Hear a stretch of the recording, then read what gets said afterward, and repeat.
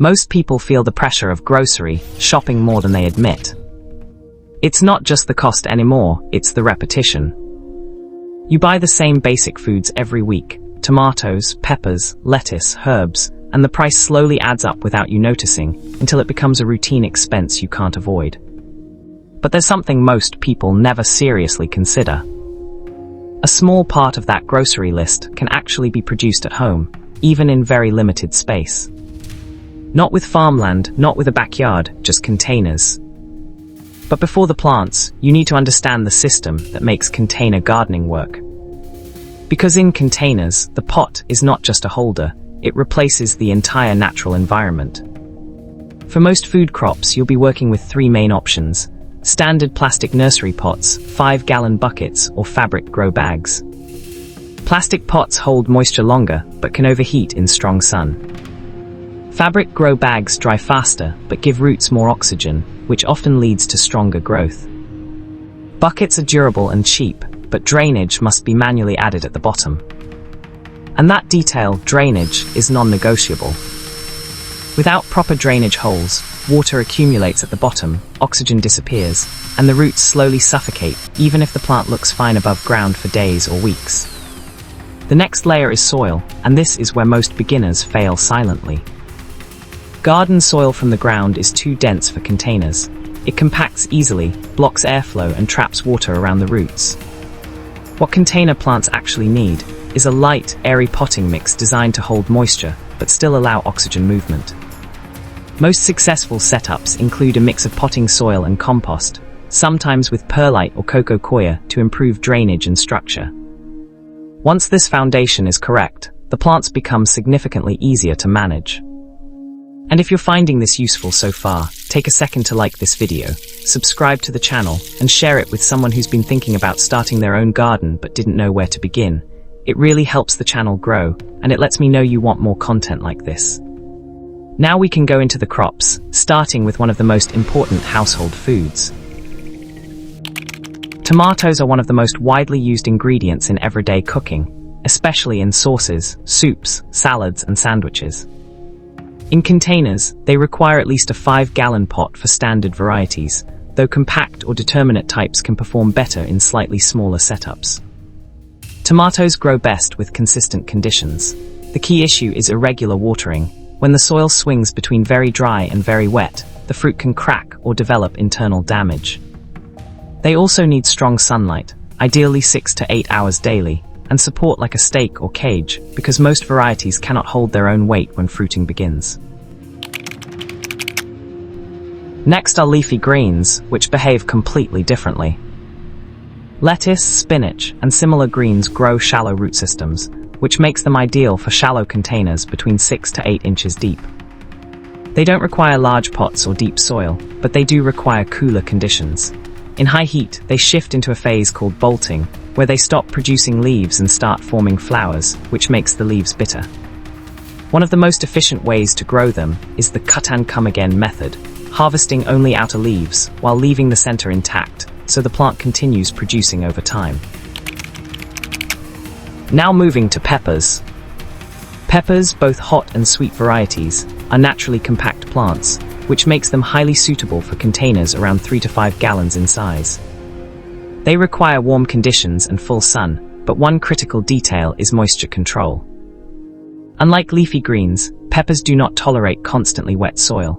The roots need a cycle of slight drying between waterings. If the soil stays saturated for too long, growth slows and yields drop significantly. Once established, peppers produce steadily over a long period rather than all at once, making them reliable for home use. Next is one of the most essential flavor bases in almost every kitchen: onions and green onions. Onions require more time and space than most container crops, but green onions are extremely adaptable. Green onions can be grown in small pots, or even regrown from kitchen scraps, by placing the white base in water or soil. They continuously regrow the green shoots after each cut. This makes them one of the most efficient continuous use crops in small spaces. Now to something much faster. Radishes. Radishes are one of the quickest edible crops you can grow in containers, often reaching harvest in about 25 to 30 days, depending on conditions. They require only moderate depth, around 6 inches, because the edible root develops quickly and does not need extensive soil volume. Their main advantage is speed. They are often used in rotation planting systems, where they are grown between slower crops or in repeated cycles to maintain continuous harvest flow. Now let's pause for a second. If you're enjoying this so far, don't forget to like, subscribe, and share this video.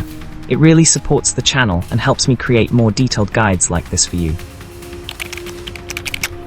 Next is beans, which function differently from most vegetables. Beans are nitrogen-fixing plants, meaning they form a natural relationship with soil bacteria that converts atmospheric nitrogen into a form usable by plants. This improves soil fertility over time, which makes them valuable in container systems where nutrients are constantly being used up. Bush beans are preferred for containers because they remain compact and do not require tall support structures like pole beans. Now we move to cucumbers. Cucumbers are vining plants, which means they naturally spread horizontally unless trained vertically. In containers, they perform best when grown with a trellis or vertical support system, which allows them to grow upward instead of consuming surface space. They require a larger container, typically 5 gallons or more, because their root systems are more aggressive than leafy greens or herbs. One important detail is water demand. Cucumbers are made up mostly of water, so consistent hydration is necessary, especially during hot weather. Inconsistent watering leads to bitter fruit or reduced production.